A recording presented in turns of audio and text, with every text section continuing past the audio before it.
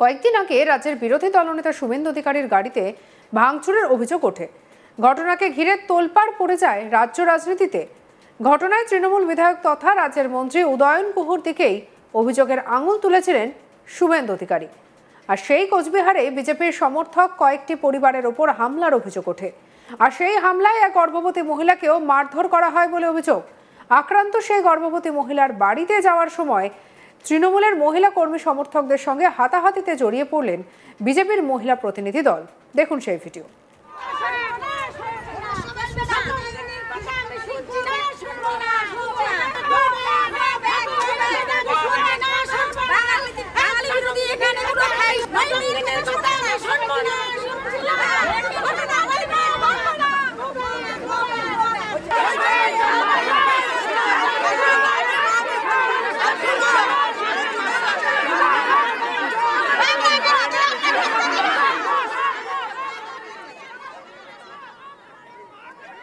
কোচবিহার জেলার দিনহাটার শালমোড় এলাকায় বেশ কয়েকটি বিজেপি পরিবারের উপরে হামলার অভিযোগ ওঠে।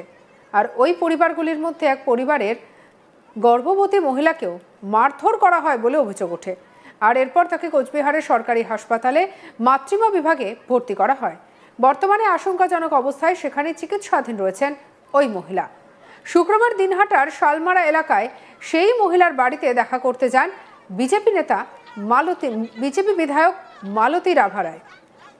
আর তার নেতৃত্বে বিজেপির মহিলা প্রতিনিধির দল যাওয়ার সময় তৃণমূলের কর্মী সমর্থকরা বাধাগ্রস্ত হয় বলে অভিযোগ। মহিলা তৃণমূল কর্মী সমর্থকদের সঙ্গে হাতাহাতিতে জড়িয়ে পড়েন বিজেপির প্রতিনিধি দলের মহিলা সদস্যরা।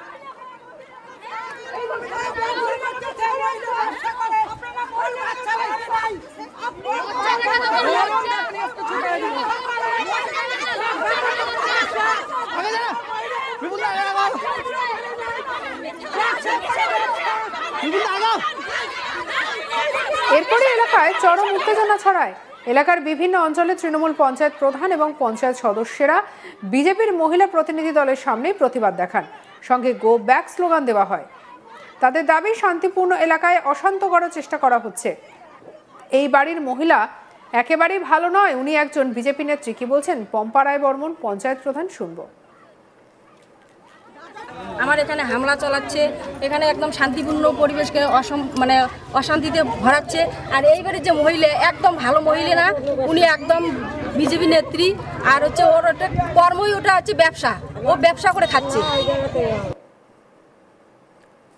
অন্যদিকে রূপালী বর্মন কি বলছেন শুনবো। ওরা হসপিটালে ভর্তি হয়েছে। হ্যাঁ, এটা হচ্ছে আমাদের টিএমসি দলকে এটা দুর্নাম দিতেছে, কিন্তু ওদের ওটা ব্যবসা। আপনারা কি করছেন এখানে? জমায়েত হয়েছে না কিছু? আমরা জমায়েত হচ্ছি, সেখানে নাকি নেত্রী আসবে। আমরা বাংলা বিরোধী যারা বাংলা ভাষাকে অপমান করছে, আমরা তাদেরকে গো ব্যাক করবো। আমরা আমাদের এলাকায় ঢুকতে দিব না। এলাকার বিভিন্ন অঞ্চলের পঞ্চায়েত প্রধান এবং পঞ্চায়েত সদস্যরা বিজেপির মহিলা প্রতিনিধি দলের সামনেই প্রতিবাদ দেখান। সঙ্গে গো ব্যাক স্লোগান দেওয়া হয়।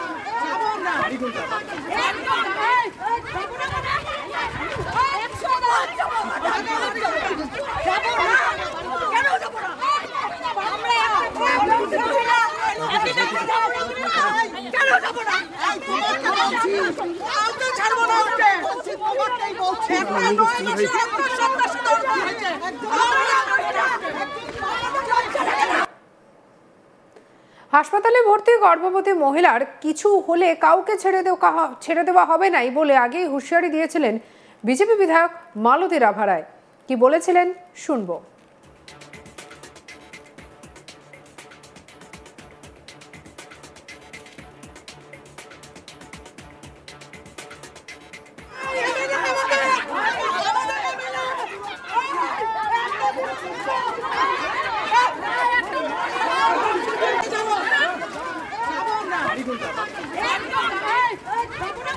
কোচবিহারের মানুষ, দিনহাটার মানুষ, যে একজন গুন্ডা আছে সেটা মানুষ বুঝতে পারছে।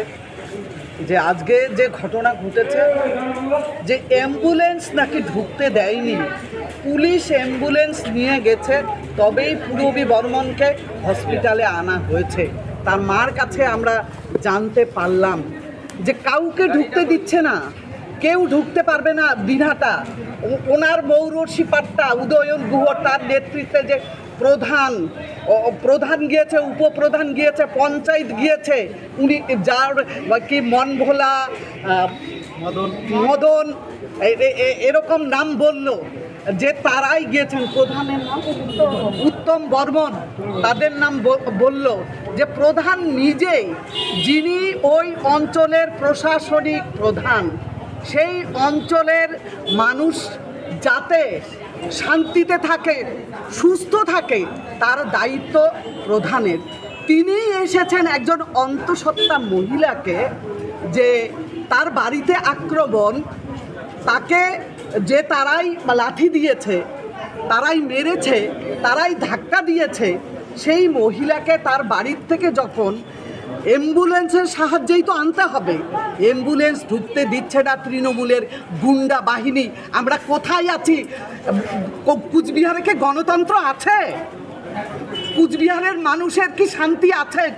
কুচবিহারে কি বিরোধী দল পার্টি করতে পারবে? আমরা কোথায় আছি?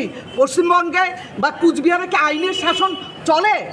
এখানে আইনের শাসন চলে না, এখানে উদয়ন গুহার শাসন চলে। যে একজন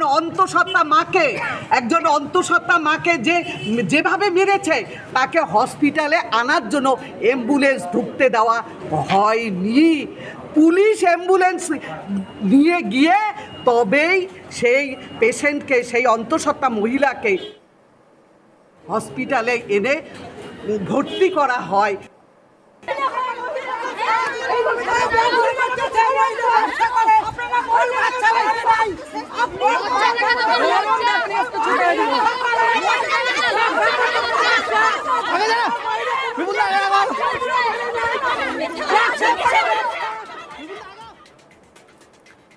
সঙ্গে রাখুন আজ তাক বাংলাকে। অন্যান্য খবরের জন্য লাইক, কমেন্ট, শেয়ার, সাবস্ক্রাইব করতে ভুলবেন না।